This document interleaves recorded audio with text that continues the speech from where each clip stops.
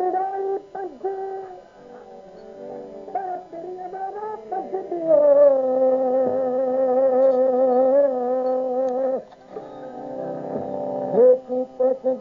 कथे पाप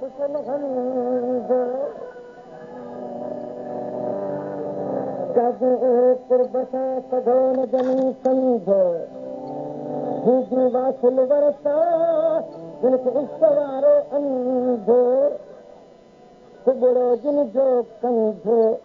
हे न दुनियाइन वाट जो कर जाना जीअं त छॾे बि दम छपरे बेगिर छाए सरतियूं गुजन सुठी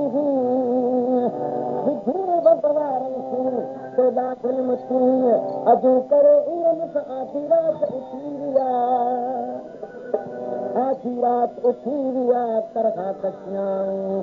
जमल जाके हलिया लेला नचाऊं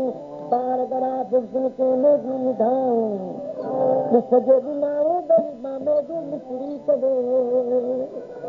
ओ मेगी मिसरी करे सजे बेखारियाऊं खुदा दोषी दिलबर असर सेखारियाऊं मुठी बदी परगा आदि उठारियाऊं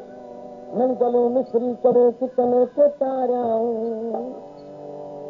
कट सिंगारियाऊं जल्द दमादी जांजरा काहे न तो करना ओगर मारे उठिया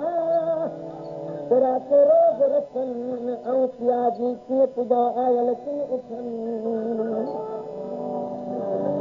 मन मिसरी के मोटन पवे बाज बरो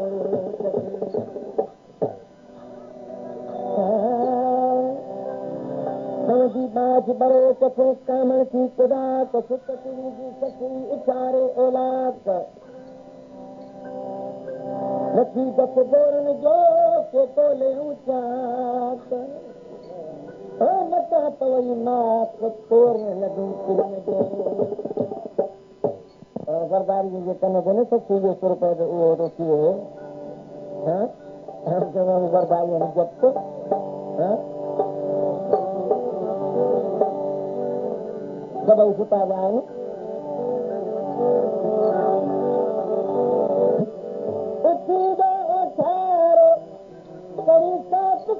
लॻो हाणे अॼु आया दौरण बुगार बि हो त हज़ार पर मुंहिंजो पेट पुनो फरमाए त मुंहिंजो पेट पुनो सां अजल लाकू आग हाणे भेनर बिन बभोर में मुंहिंजो कार न कम असम आर्य जाम की दोस्तीअ वारो गम माण्हुनि खे गम पर सुख कटियो थो भाइया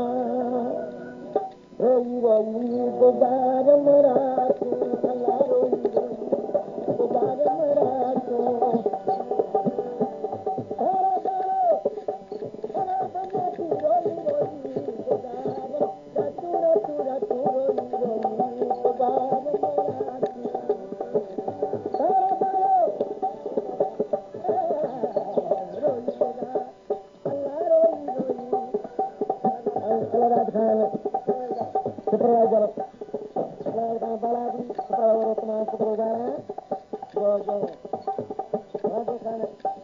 पुत्र को शादी बच्चे ने नसी में हार पड़ाया है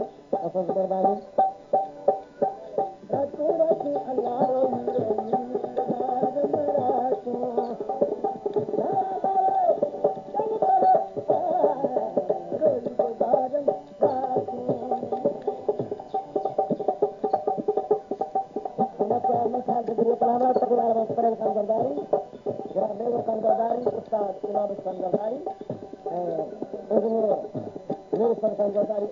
गुलाम अकबर खान जरदारी बनाई बावजो शायर बावजो ड्राइवर मोहम्मद अजीम आदमी अली हसन खोखर समाज है शायर हजूर गौर हुसैन अमान ताली जरदारी नगर में जरदारी